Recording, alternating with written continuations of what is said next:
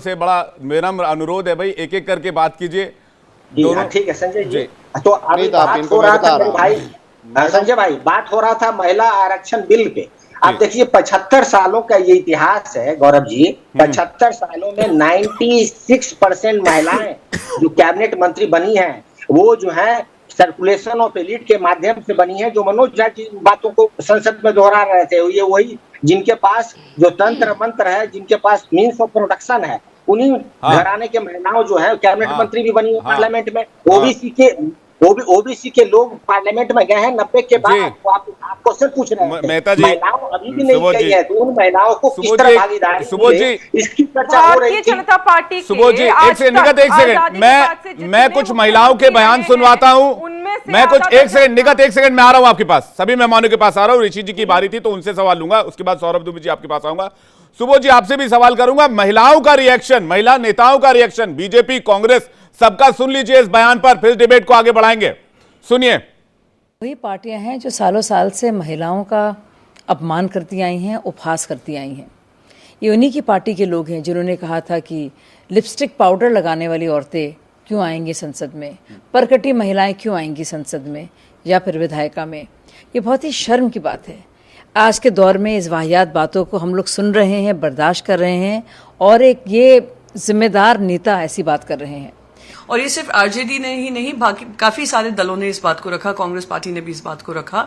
तो वो अब क्या कहते हैं वो रेलेवेंट ही नहीं है। पर जो उन्होंने कहा है, मैं कहूंगी कि छोटे बालों वाली महिला भी आएंगी, फटी हुई जीन्स वाली महिलाएं भी आएंगी, क्योंकि हर महिला जो वोट करती है उनका अधिकार होता है, उनका सपना होता है, और उनका अगर विजन है कि पार्लियामेंट में आकर भागीदारी लें तो वो उनका एक राइट है, जो राइट काफी सालों से उनको डिनाई किया जा रहा था, और विमेन्स रिजर्वेशन बिल में उसको पूरा करने का काम किया है। दुर्भाग्य ये है कि जो बिल 2024 में लागू होना चाहिए था उसको एक फ्यूचर डेट के लिए टाल दिया गया है।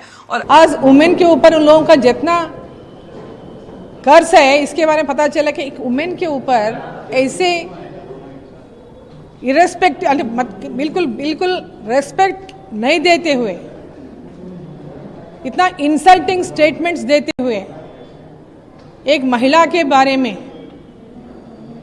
उनके वेशभाषा के बारे में जो वो स्टेटमेंट दिए, ये पूरा INDI अलायंस का, उन लोगों का पूरा स्टेटमेंट माना जाएगा।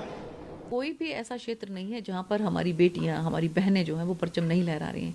ऐसे उसमें इस संकीर्ण मानसिकता के साथ इस तरह की बात कहना, मुझे लगता है कि ये उनकी असभ्य मानसिकता का परिचायक है।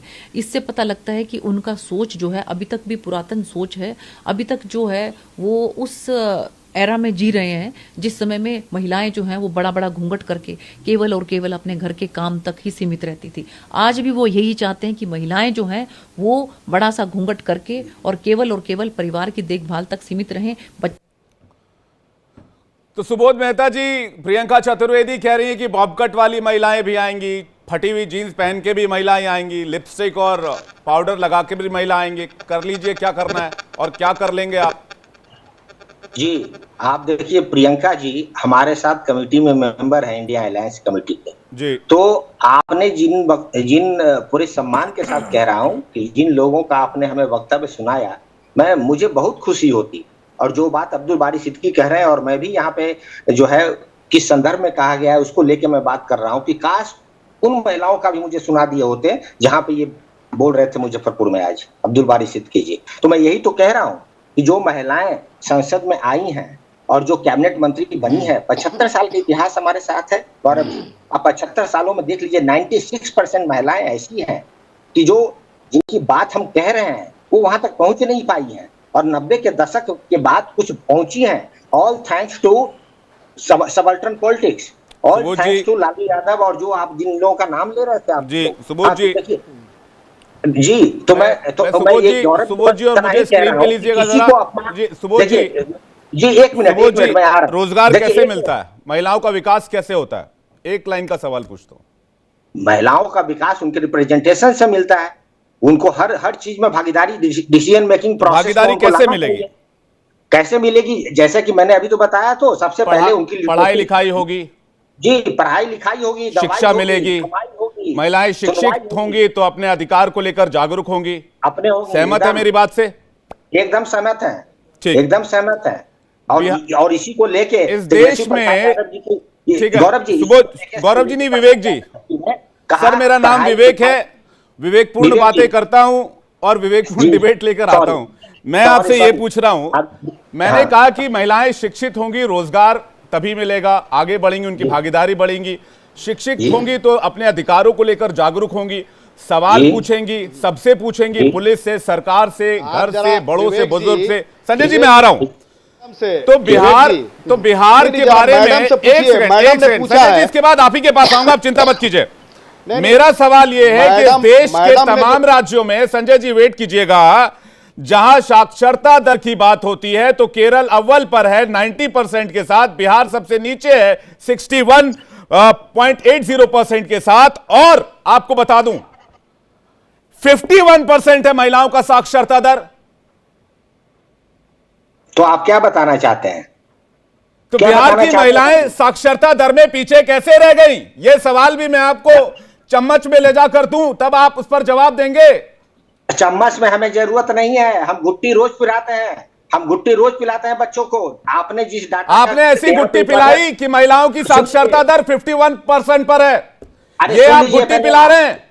और आप महिलाओं के विकास की बात करते हैं, महिला आरक्षण बिल में SC ST OBC की बात करते हैं, खुद अपने राज्य में अपने महिलाओं को आप पढ़ा नहीं पा रहे।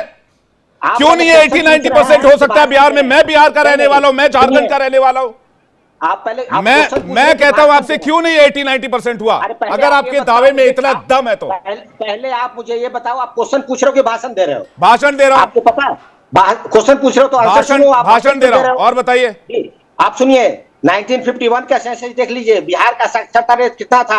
1991 का सेंसस देख लीजिए, बिहार का साक्षरता रेट कितना था। 30 साल 32 साल पीछे, 2031 का दे दीजिए। साक्षरता रेट बंधु मैं कह रहा हूं कि 21वीं सदी में बहुत तीव्र गति से बढ़ी है। आपको मैं समझ में नहीं आ रहा भाई, जो सरकार 2023 में डिबेट हम अभी भी सबसे पीछे हैं। मैं कह रहा हूं 18 साल से शासन है, लेकिन 1951 में भी आप पीछे चले था, जाते 90 में में भी पीछे था, 1951 में भी पीछे था, 2001 में भी पीछे था, 2021 में भी पीछे था। ये पिछड़ापन का तो हमने कसम खाई हुई है हम लोगों ने तीव्र गति से प्रगति 90 में पीछे था तो 2023 में भी पीछे रहेंगे, और महिलाओं को पढ़ाएंगे ही नहीं, ताकि ना वो पढ़ेंगी ना सवाल पूछेंगे, और अब्दुल बारी सिद्दीकी जैसे नेता खड़े होकर सवाल पूछेंगे।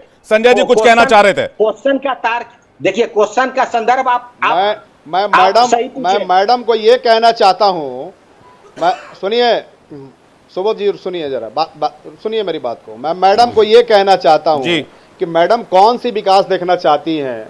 हमारे महिलाओं को माननीय नीतीश कुमार जी मुख्यमंत्री जब से बने, साइकिल योजना से लेकर पोशाक योजना है, उनको खाने का, उनको पहनने का, उनको चलने का, सारा उन्होंने सुविधा कराया। वहाँ दलित महिला आज हमारी महिला, अरे सुनिए बात को सुनिए पहले, आपको जब मौका मिलेगा तो बोलिएगा, आपको मौका मिलेगा तो बोलिएगा। सुनिए आप, इसलिए कि आप विकास सुनना नहीं चाहती हैं, आपने विकास देखा नहीं है, आप विकासशील पार्टी में है नहीं भाई साहब। आप सुनिए पहले, आप बता नहीं पा रहे हैं। नहीं, मैं तो बता रहा हूँ, आप सुनने का प्रयास कीजिए ना, मैं तो बता ही रहा हूँ। बताइए। आज हमारे मुख्यमंत्री जी ने इतना बड़ा सशक्तिकरण किया बिहार में महिलाओं को, कि आज हमारी महिला घर से निकल के बाहर जा रही हैं। आज कंधे पे राइफल टांग के आज हम बिहार वालों को उनकी रक्षा करती हैं। आज इस लायक बना दिया हमारे बिहार की महिलाओं, और आप कहती हैं कि महिलाओं के लिए क्या किया? नहीं, मुझे झूठ मत बोलिए। लिटरेसी रेट लगातार गिर रहा है, दलित महिलाओं का रेप हो रहा है, उनके ऊपर एसिड अटैक किए जा रहे हैं, महिलाओं को निर्वस्त्र होकर घुमाया जा रहा है। बिहार में महिलाओं की क्या स्थिति है, मेरा मुंह मत खुलवाइएगा। छोटी छोटी बच्चियों के साथ रेप होता है वहां पर, और बिहार के सांसद, मंत्री, विधायक, मुख्यमंत्री चुप्पी साध कर बैठे रहते हैं। पूरा इंडी गठबंधन शांत रहता है। मेरा मुंह मत खुलवाइएगा आप। हम मेरा मत खुलवाइए। आपके भाजपा के लोग जो हैं हिंदू मुस्लिम राइट करवाते हैं, उन्माद फैलाते हैं, जातीय फैलाते हैं। ठीक है, अरे हिंदू मुसलमान की बात नहीं हो रही है यहाँ। ठीक है, ऋषि जी बहुत देर से इंतजार कर रहे हैं, उसके बाद सौरभ जी मैं आपके पास आ रहा हूँ। ऋषि जी कुछ कहना चाह रहे हैं, ऋषि जी कुछ कहना चाह रहे हैं। मैं एक सेकंड एक एक करके, विकास सुनना, मेरे पास टाइम लिमिट है। ऋषि जी कुछ कहना चाह रहे हैं। ऋषि जी देखिए विवेक जी, ईमानदारी पूर्वक कहें तो ये आरजेडी जेडीयू को भी मानना होगा। निगत एक सेकंड में आ रहा हूँ, ज्ञान दीजिएगा तो निगत एक सेकंड में आ रहा हूँ। महिलाओं के खिलाफ अभद्र भाषा का प्रयोग विवेक भाई, विवेक भाई, निगत अब्बास एक सेकंड में आ रहा हूँ, एक एक करके प्लीज। ऋषि जी बोलिए, हाँ ऋषि जी बोलिए, ऋषि जी को लेकर आइए। हाँ यही नीति है। विवेक जी, ईमानदारी पूर्वक यदि बात करें तो जेडीयू आरजेडी को भी ये मानना होगा कि बालिका गृह कांड इन्हीं के कार्यकाल में हुआ। जब इनके कार्यकाल में हुआ तो बीजेपी पार्टनर थी उस समय। इस बात को भी बीजेपी को भी समझना चाहिए। नो डाउट उन्होंने जो सवाल उठाया बालिका गृह कांड मुजफ्फरपुर में हुआ था, जिसमें दर्जन भर बच्चे के साथ क्या हुआ था हम नहीं कह पाएंगे, मेरे रोंगटे खड़े हो जाएंगे। अभी भी सीबीआई जांच कर रही है, ठीक है, नंबर 1। नंबर 2, मैं खुद भुक्तभोगी हूँ बिहार के लॉ एंड ऑर्डर का। मेरी 90 वर्षीय दादी के साथ 5 सितंबर को अपराधियों ने पिस्टल के बल पे 83,000 रुपए लूट लिया था। और आज ही एक आरजेडी का नेता हमारे परिवार को धमकी दिया है कि आप केस मैनेज कर लीजिए, नहीं तो आरजेडी के नेता ने महिलाओं को धमकी दे दी है। परकटी, बॉबकट, लिपस्टिक, पाउडर, इस प्रकार के पत्र टिप्पणी से मुझे लगता है पूरे इंडी गठबंधन को बचना चाहिए। ठीक है, आरजेडी को बचना चाहिए। ठीक है, निगत सुन लेते हैं ना क्या कह रहे हैं, निगत सुन लेते हैं। निगत एक सेकंड, ऊपर थोड़ा टाइम देते हैं, ऋषि बहुत देर से वेट कर रहे हैं। सुन लेते हैं, सुन लेते हैं क्या कह रहे हैं। निगत वेट कीजिएगा ऋषि। सुन तो लीजिए ना, दो बातें हैं। अरे भाई वो अपना कुछ इंसिडेंट बता रहे हैं, उनके साथ क्या हुआ था बिहार में, बताइए ऋषि जी। देखिए हमारी दादी जो है रिटायर्ड शिक्षिका है, 90 वर्ष की है। उनके साथ मुजफ्फरपुर में अपराधियों ने पिस्टल के बल पे 83,000 रुपए लूट लिया था। और आज एक राजद के नेता ने हमारे परिवार को धमकी दिया है कि आप यदि केस नहीं मैनेज करेंगे तो परिणाम भुगतने के लिए तैयार रहिए। हमने एसपी को इन्फॉर्म किया है। ये एक रूप है लॉ एंड ऑर्डर का बिहार में। नहीं देखिए, लॉ एंड ऑर्डर की बात नहीं हो रही है, आज बात हो रही है प्योर पॉलिटिक्स की। वैसे अपनी आप बीती आपने शेयर की, और आरजेडी के और जेडीयू के मित्र बैठे हुए हैं, वो आपके बात का संज्ञान लेंगे और वो बात आपकी जो है वो बिहार सरकार तक पहुंचाएंगे। मैं ये उम्मीद करता हूं दोनों मेहमानों से। मैं ठीक है संजय जी, मैं एक सेकंड आ रहा हूं। सौरभ जी, सवाल ये है कि क्या बीजेपी वर्सेस विपक्ष में इस बात को लेकर लड़ाई है कि इसका क्रेडिट आखिर कहीं विपक्ष ना ले जाए, ओबीसी एससी एसटी करके, जिस महिला आरक्षण बिल को मोदी सरकार ने पास कराया? क्या मोदी सरकार को इस बात की चिंता है? नहीं, देखिए ऐसी कोई भी बात नहीं लगती। इसलिए नहीं लगती क्योंकि आप ईमानदारी से देखेंगे 2014 से तो मोदी जी ने जो महिलाओं के लिए कार्य किया है वो एक लंबी फहरिस्त है। वो बहुत लंबी, आपको गिनाने की जरूरत नहीं है। हम लोगों ने बहुत चर्चा की थी महिला बिल पर, जब उस समय चर्चा हुई थी तो उज्ज्वला योजना से लेकर के एक लंबी, तो महिलाओं को ही नहीं पूरे भारत के 140 करोड़ जो देशवासी हैं उनको पता है, उनको श्रेय का कोई लेना देना इसलिए नहीं होगा क्योंकि वो कोई एहसान नहीं कर रहे हैं। वो महिलाओं का अधिकार देने की बात कर रहे हैं, उस पर राजनीति करने की बात नहीं कर रहे हैं। आप एक चीज बात तो सच है ना, तो फिर पिछड़े महिलाओं की भागीदारी भी तो तय करनी होगी। बिल्कुल करेंगे, बिल्कुल मैं बता रहा हूं। देखिए पिछड़ी काला धन भूल गए। नहीं, अभी आप दिला रहे हैं। आप अभी महिला की बात है, महिला मुद्दे से मत भटकाइए, दाएं बाएं मत करिए, क्योंकि आप लोग दाएं बाएं करना चाहते हैं इस मुद्दे से, मुझे पता है। देखिए जो आरजेडी है, तो कोई मुद्दा नहीं है, आरजेडी है, जेडीयू है, कांग्रेस है। देखिए मेरा तो ये मानना है कि यहां पर इस मामले को लेकर विशुद्ध राजनीति की जा रही है। 2024 का चुनाव सिर पर है, इसलिए क्रेडिट पॉलिटिक्स भी जमकर हो रही है। आप सभी मेहमान हमारे साथ जुड़े, आप सभी का बहुत बहुत शुक्रिया। तहे दिल से आपने अपना कीमती वक्त हमारे लिए निकाला और हमें